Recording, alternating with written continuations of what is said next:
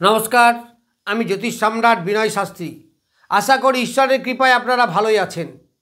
আজকে আমার ভিডিওর আলোচ্য বিষয় কর্কট রাশি এবং লগ্নের সাপেক্ষে কালসর্প মুক্তি। আপনারা জানেন এতদিন রাহু কেতুর ভিতরে সমস্ত গ্রহগুলো ছিল। তাহলে রাহু কেতু ভিতরে সমস্ত গ্রহ, একদিকে সমস্ত গ্রহ থাকাকেই আমরা কালসর্প বলি। কিন্তু এই কেতুকে অতিক্রম করে মঙ্গল এবার বেরিয়ে আসছে। যদিও সিংহ রাশিতেই মঙ্গল থাকছে আগামী 28 জুলাই পর্যন্ত। 28 জুলাই যে কন্যায় আসবে তখন পুরোপুরি মুক্তি হবে। তবু ডিগ্রিগতভাবে কালসর্প মুক্তি ঘটেছে। অনেকেই বলবে ঘটেছে, অনেকেই বলবেন ঘটে নাই, সে যাই হোক বিতর্কের বিষয়। ডিগ্রিগতভাবে ছেড়েছে মানে মঙ্গল আস্তে আস্তে কেতু থেকে দূরে চলে যাচ্ছে। তাহলে দূরে চলে গেলে মঙ্গল মুক্তি পাচ্ছে। কর্কট রাশি বা লগ্নের সাপেক্ষে সিংহ রাশি হচ্ছে দ্বিতীয় স্থান, অর্থাৎ ধনস্থান। তাহলে ধনস্থানে কালসর্প যদি থাকে তাহলে ধনস্থান মানে অষ্টম স্থান হচ্ছে। সমসপ্তম যদি হয় ধনস্থান এবং অষ্টম স্থান, বা দ্বিতীয় স্থান এবং অষ্টম স্থান, তার দ্বিতীয় স্থান এবং অষ্টম স্থান থেকে পুরোপুরি দুটো ভাগ। একটা দিকে প্রভাব প্রচুর বেশি, অন্যদিকে প্রভাব একদমই নেই। ফলে নৌকার একদিকে চাপ, সমস্ত লোকরা চাপলে আর একদিকে কী হবে, ডিসব্যালেন্স হয়ে যাবে, নৌকা উল্টে যেতে পারে। ঠিক এই রকমই অবস্থা। এই কালসর্পের প্রভাবে কি ঘটেছিল না, হওয়া জিনিস হচ্ছে না, পাওয়া জিনিস পাচ্ছি না, ম্যাচিওর হতে গিয়ে জিনিসটা নষ্ট হয়ে যাচ্ছে। বাধা বিপত্তি, নানা সমস্যা, মনের অস্থিরতা, এইগুলো নিয়ে আসছিল। এই মঙ্গল কেতু এক জায়গায়, রাহুর তার উপরে প্রভাব, শনি মঙ্গলের যোগ নানা রকম সমস্যার সৃষ্টি করেছিল। এই শনি মঙ্গলের যোগ তো একটা সমস্যা, তার সুবিধাও আছে অসুবিধাও আছে। কিন্তু যেহেতু কালসর্পের বাধায় পড়ে গিয়েছিল, এটা সত্যিকারই সমস্যা একটা। ফলে ধনস্থানের খুব ক্ষতি হয়েছে। যাদের আয় উন্নতি দেখবেন অনেক সমস্যা পড়েছে, বা অনেকটা আয় উন্নতি কমে গেছে। সোজা কথায় অ্যাসেট বৃদ্ধি হচ্ছে না, ব্যবসায় নানা সমস্যা দেখা দিচ্ছে। অষ্টম আমাদের বাধক স্থান, সেখানে রাহু বসে দিয়ে গিয়েছে, আরও বাধার সৃষ্টি করেছিল। এই সমস্ত সব মিলিয়ে এইগুলো থেকে আস্তে আস্তে আপনারা এবার পরিত্রাণ পাবেন। শুধু আপনারা কেন, সমস্ত রাশি লগ্নেরই একটু পরিত্রাণ হবে। কারণ মঙ্গল যখন কন্যা রাশিতে যাবে তখন পুরোপুরি কালসর্প মুক্ত হয়ে যাবে, রাশিগত বা ভাবগতভাবেও। তাহলে এই মঙ্গল যে কর্কট রাশি বা লগ্নের মেন গ্রহ বা মুখ্য গ্রহ, তাহলে যে মেন, সেই যদি আটকে যায় তাহলে টোটাল রেজাল্টটা তো খারাপ হবেই, হওয়াটাই স্বাভাবিক। তাহলে মঙ্গল যে পঞ্চমপতি এবং দশমপতি, পঞ্চম মানে মন মানসিকতা, পঞ্চম মানে সন্তানের শরীর স্বাস্থ্য, যারা স্টুডেন্ট তাদের পড়াশুনো, ধীশক্তি, বুদ্ধি, ব্রেন, ইমিউনিটি পাওয়ার, রোগ মুক্তি হওয়া, এইগুলো। আবার দাম্পত্য সুখ এখানেও আছে। দাম্পত্য যারা প্রেম বিবাহ বা প্রেমের মধ্যে আছেন, এই সব বাধা বিপত্তি হয়েছিল এবং অনেকটা আটকে গিয়েছিল, মনে হচ্ছে যেন দম আটকে যাওয়ার মতো ব্যাপার। এই সমস্তটাই কিন্তু এইবার মুক্তি লাভ করছে। তাহলে পঞ্চম থেকে আপনারা এইগুলো আস্তে আস্তে এবার স্টেবল জায়গায় আসতে শুরু করবে।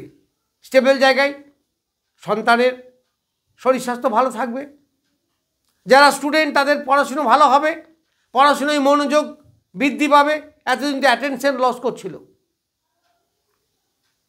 এরপরে কি বলা যায়, ইমিউনিটি পাওয়ার, দাম্পত্য সুখ, এইগুলো বাড়বে। এই মঙ্গল দশমপতি, ফলে কর্মের জায়গায় যেন একটা হাঁসফাঁস কাণ্ড, কর্মের জায়গায় একটা অশান্তি, কর্মস্থলে অশান্তি, বসের সঙ্গে মনোমালিন্য, কর্মে মনোনিয়োগ করা, এইগুলো ব্যাপারে একটা সমস্যা ছিল, সেইগুলো কিন্তু আস্তে আস্তে অনেকটা মুক্তি লাভ পাবেন।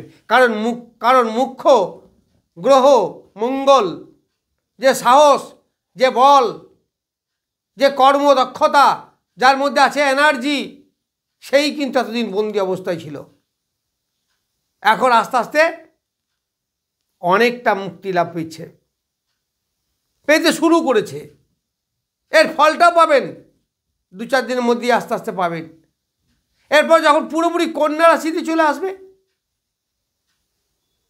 তখন পুরোপুরি মুক্ত হবে। এখন মঙ্গল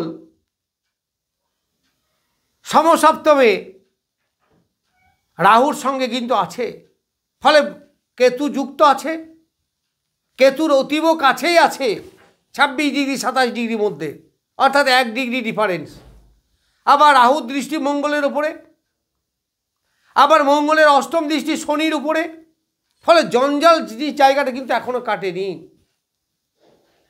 ফলে বৃশ্চিক রাশি বৃশ্চিক লগ্ন, কর্কট রাশি কর্কট লগ্ন, সিংহ রাশি সিংহ লগ্ন, ধনু রাশি ধনু লগ্ন, এদের কিন্তু সমস্যা অনেকটাই আছে। কারণ এদের যে মেন গ্রহ,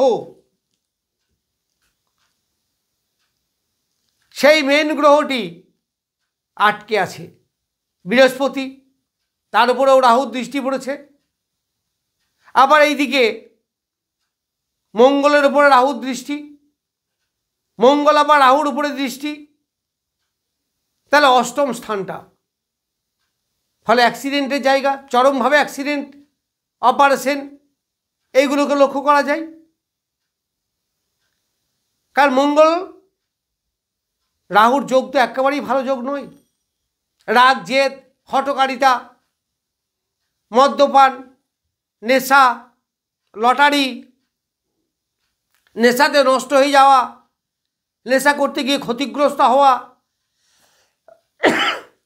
কারণ রাহুর মধ্যে আছে কি অতৃপ্ত কামনা, বাসনা, লোভ, লালসা, তার ক্ষুধা তো মেটে না। তা সাহস করে সেই ক্ষুধা মেটাতে গিয়ে বিপদে পড়তে পারেন। এমনকি রেগে অপরের গায়ে হাত তুলে দেওয়া পর্যন্ত হতে পারে। এই যে সমস্ত সমস্যা, কর্মস্থলে কার উপরে গায়ে হাত দেওয়া, কর্মস্থলে কলিগদের সঙ্গে ঝগড়াঝাটি করা, যারা ব্যবসা করেন খদ্দের সঙ্গে মনোমালিন্য, হঠাৎ করে কিছু রেগে বলে ফেলা, এইগুলো কিন্তু আস্তে আস্তে সব এবার কমতে শুরু করবে। এবং 28শে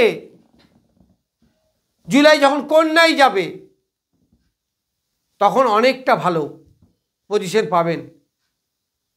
তখন কোথায় যাবে? তৃতীয় যাবে। তাহলে নিজের চেষ্টা বাড়বে, মনের সাহস বাড়বে। এখন অনেকটা আপনারা নার্ভাস এই অবস্থায়। আবার কেতু তো ভয় পাইয়ে দেয়, ফলে মঙ্গলকে করাপ্টেড করে দেবে। তার আত্মসাহস, আত্মবিশ্বাস, অর্থাৎ সেলফ কনফিডেন্স, এটা কমে গেছিল, যেটা আবার আস্তে আস্তে আপনারা দিনের পর দিন ফিরে পাবেন। এই মঙ্গল যখন কন্যায় আসবে 28 তারিখের পর, তখন শনি মঙ্গলের যোগ হবে। এই শনি মঙ্গলের যোগ হলেই যে অ্যাক্সিডেন্ট হবে এটা নয়, কিন্তু এই ধারণাটা আপনাদের ভুল। যদি শনি মঙ্গলের যোগ অষ্টমে, দ্বাদশে হয় বা ষষ্ঠে, তাহলে অ্যাক্সিডেন্ট হবে। তাও যে হবেই এমন নয়। মনে রাখবেন, কর্কট, সিংহ রাশি বা লগ্ন সাপেক্ষে মঙ্গল কিন্তু রাজযোগকারী গ্রহ। রাজযোগকারী গ্রহ মানে কি? সব থেকে শুভ গ্রহ। সেই শুভ গ্রহকে অ্যাক্সিডেন্ট ঘটায় তা নয়। তবে অষ্টম, দ্বাদশ, ষষ্ঠ এরকম দুস্থানে পড়লে অ্যাক্সিডেন্ট ঘটে না তা নয়। হাজার হাজার লোকের, লক্ষ লক্ষ লোকের তো শনি মঙ্গল যোগ আছে, সবারই কি অ্যাক্সিডেন্ট হয়? যাই হোক, ওই বিচারে পরে আলোচনা করব। তাহলে আমরা এই মঙ্গলে কাল সর্বযোগ আপনাদের আস্তে আস্তে কেটে যাচ্ছে। কাল সর্বযোগ কেটে যাওয়ার জন্য আপনারা একটা শুভ জায়গা পাবেন, স্টেবল জায়গা পাবেন, মনের সাহস বৃদ্ধি হবে, আপনার কর্মস্থলে একটা শান্তি আসবে, সন্তানের সুখ, সন্তানের কর্মস্থল, এইগুলো পাবেন আস্তে আস্তে। ফলে যেটা হওয়ার জিনিস হচ্ছিল না, পাওয়া জিনিস পাচ্ছিলেন না, সেইগুলো এবার পাবেন, সেইগুলো এবার হবে, আয় উন্নতি বাড়বে, এতে কোনো রকম সন্দেহ নেই। একটু হাঁসফাঁস অবস্থায় ছিল, মন মানসিকতা বিচলিত অবস্থায় ছিল, কিন্তু সেইগুলো সব পরিষ্কার হবে আস্তে আস্তে দিনের পর দিন, এবং একটা স্টেবল জায়গায় আসবেন। যাই হোক, কাল সর্বযোগ অতিক্রম সম্বন্ধে কিছু বললাম। নমস্কার, আজ এই পর্যন্তই।